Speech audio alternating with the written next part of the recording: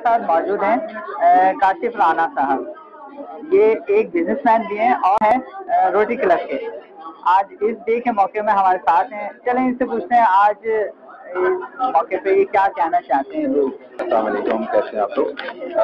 देखिए, आज हमारा जो सेशन हुआ है पिंक इवेंट के ऊपर, ये हमारे लिए बहुत अहम है क्योंकि हमारे पास औरत का जो मुकाम है वो एक माँ भी है, एक बहन भी है और बीवी भी है और बेटी भी है। इनकी सेहत का ख्याल अगर हम लोग नहीं रखेंगे तो कौन करेगा। और इस तरीके से आज ये सेशन करवाया है सिकंदर साहब ने, मुबारकबाद और पूरी टीम को मुबारकबाद दूंगा।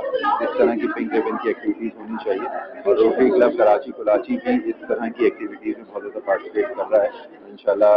अच्छा सर, ये इस तरह की मुहिम तो चलें, जो लिटरेट पीपल्स हैं उनके लिए तो हो जाता है, या जो इलिटरेट पीपल है, जो इंटीरियर सिंध या इंटीरियर गांव वगैरह जो होते हैं, उनके लिए कोई इस तरह की मुहिम आप लोगों ने शुरू की है? जी बिल्कुल, हम लोगों ने शुरू की है। इत्तेफाक से कल ही हम लोग गए हुए थे, इंटीरियर सिंध में नहीं, लेकिन लांडी से आगे गोद बाताबाद का इलाका है। कल वहाँ इंफाक फाउंडेशन के अंदर हम लोगों ने स्पेशली रोटरी क्लब कराची ने एक पिंक रिबन की एक्टिविटी की थी, जिसमें हमारे साथ असिस्टेंट प्रोफेसर सिकंदर शर्मानी साहब भी गए थे, डॉक्टर ज़ुनैरा भी गई थी और हमने ये अवेयरनेस सेशन किया था ब्रेस्ट कैंसर।